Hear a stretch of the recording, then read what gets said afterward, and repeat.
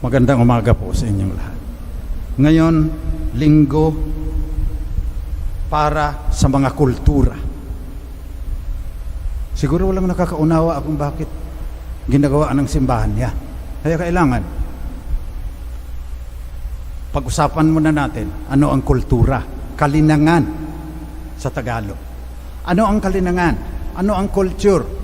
Culture is the set of meanings and values that inform a people's way of life. Na pinakaubod yan. Ito raw ay ang balangkas na mga pakahulugan at pagpapahalaga na humuhubog sa buhay ng isang lipunan, ng isang pulutong ng mga tao. Maaring pareho ang wika na kanilang ginagamit, pero mahalaga itong pagpapahalaga, pakahulugan, meanings and values.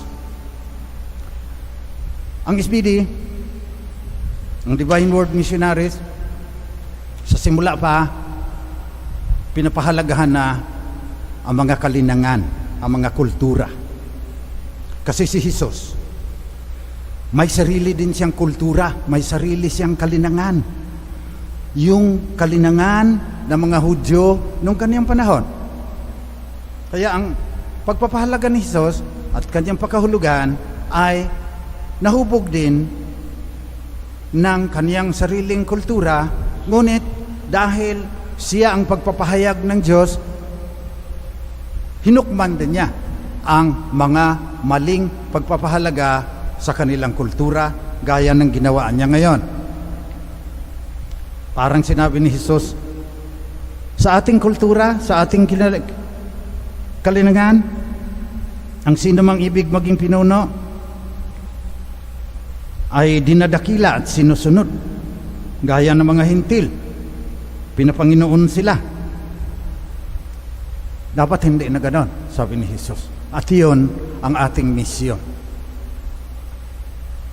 Pahalagahan ang bawat kalinangan. Kaya nagsasayaw dito, mayroong mga taga-Cordillera dito, mga kangkanae, pinapasayaw sa simula.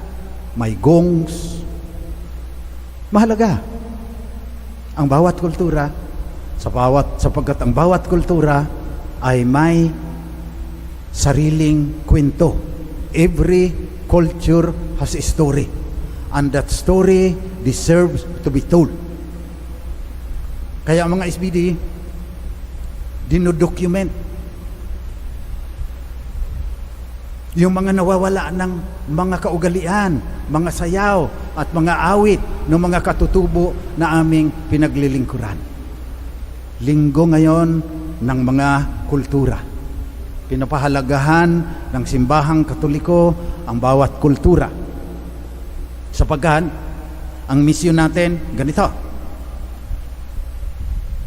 Our mission is to mediate the Christian faith into the meanings and values that inform a people's way of life. So dito sa Pilipinas, magiging tagapamagitan tayo para ang ating pananampalatayang Katoliko ay huhubog din, kunin niya yung maganda, patingkarin pa niya, tatalikuran ang mga masasamang meanings and values in Filipino culture. Lalo na ngayong 500 years of Christianity na tayo, kailangan pagnilayan natin yan. Kasi marami din ang mga Pilipino, magagandang kaugalian, maraming magandang pakahulugan at pagpapahalaga. Gaya ng sinabi sa Ebanghelyo. Yung sabi ni Jesus na magbata, bibinyagan, iinom sa kalis ng pait. Kaya ng mga Pilipino yan. Grabe ang resilience ng mga Pilipino. Hindi tumitiklop kahit ano pang dagok ng kapalaran darating. Karamihan sa atin ganyan. Nang nasa Smoky Mountain pa ako, babagyuhin, bagsak lahat yung mga barong-barong nila. Tapos sa umaga, namamasyal ako, nagigitara na ron, nag-iinom-inom na, ng aga-aga pa, nagkatatawanan, lugmok yung kanilang barong-barong, pero ang mga Pilipino tumatawa. Resilient. Kailangan din natin yan dahil itong climate change, ang tindi niyan. Kailangan natin ng maraming gitara dyan at saka lambanog para maging resilient tayo. So, mahalaga yan. Pero, on the other hand, yung magtitiis na lang, gaya ng mga Pilipina, naku, yung mga babaeng Pilipina, parang tala sa umaga, pero marami din dyan pinanganak na martir. Kaya yung iba inaapi na lang, binubugbog ng kanila asawa, tinatanggap na lang yung kalagayan. Hindi din tama yan, sabi ng Panginoon. So pagdilayan natin, kung ano ba, kasi sa kultura,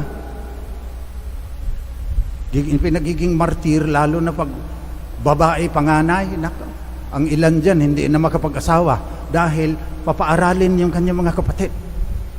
May kakilala ako nung nasa Rome, nag-aaral kami, tumutulong kami sa mga OFW doon, mga domestic helpers.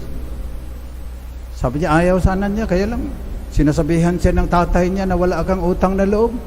Pinalaki kita, pagkatapos hindi ka tutulong na hindi nakapag-asawa. Wala nang pagkakataon na magiging self-actualized, na maging lahat ng dapat siyang maging, sapagkat sobra ang pagkamartir, sobra ang pag-inom sa kalis ng pait. So mayroon tayong batayan para hukman ang mga pakahulugan at pagpapahalaga ng ating kultura, ng bawat kultura. So sinasabi natin, maganda yung kultura ng Cordillera. Ngayon, nasa Mindanao ako ngayon, tutulungan namin ang mga indigenous peoples doon sa kanilang mga kultura, lalagyan ng bisat yan para makakonek.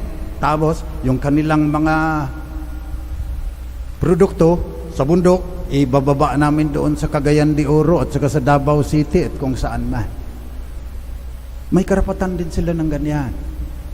Inaagaw natin yung kanilang mga lupa Hindi natin sila binibigyan ng pagkakataong makapag-aral.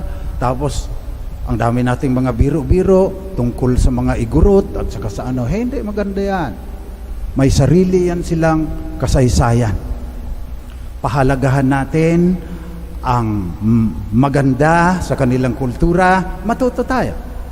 Tignan din natin ang ating sariling kultura kung sumusubra na ba.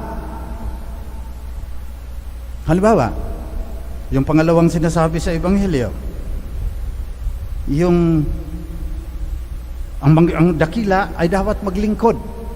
Ang galing din ng mga Pilipino nito. Aba, sanay tayo magiging alipin. Noon mayroong aliping namamahay, aliping sa gigilid. Ngayon marami pa rin tayong kasambahay. Ang ganda na ng pangalan, kasambahay. Pero marami dyan, hindi binibigyan ng tamang sahod, hindi pinapauwi, walang day off. Tuloy-tuloy. Kung may party, hanggang alauna yung party, hindi rin matutulog yung kasambahay. Hindi na maganda yan.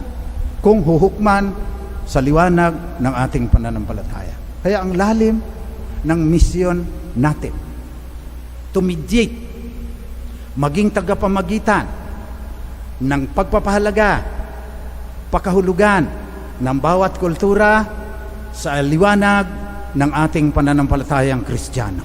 Kaya tinatanong talaga tayo, sino ba ang Pilipino?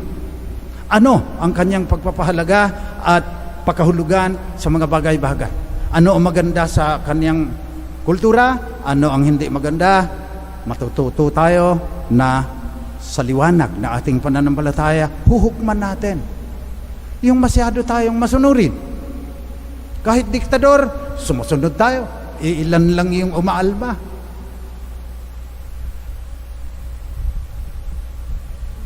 Kahit hindi maganda ang pamamalakad, may ano rin tayo, kamag-anak ko kasi yan. Kahit alam kong magnanakaw yan, boboto ko yan. Mali na yan, ayon sa ating pananampalataya. So magdasal tayo ngayong linggo ng mga kultura. Panigan natin ang simbahan, susugan natin ang simbahan sa pagpapahalaga sa mga kultura, lalo na sa mga katutubong kultura. Na huwag nating laitin. Tignan natin kung anong matutunan natin sa kanila. Bigyan natin sila ng pagkakataon na ipahayag salaysay yung kasaysayan ng kanilang tribo. Tulungan natin na mabuhay ngayon. Pagdating pa ng climate change, ang titiradahin yung mga katutubo. Panalangin din natin na pagkatapos ng 500 taon ng pagiging Kristiyano, medyo nag-mature naman tayo. Marunong na tayong humukom na ito hindi maganda sa kultura natin yan eh. Ito maganda sana, sumusobra na eh. Sa ilalim ng liwanag ng ating pananampalatayang Kristiyano. Yan ang ipagdasal natin sa linggong ito.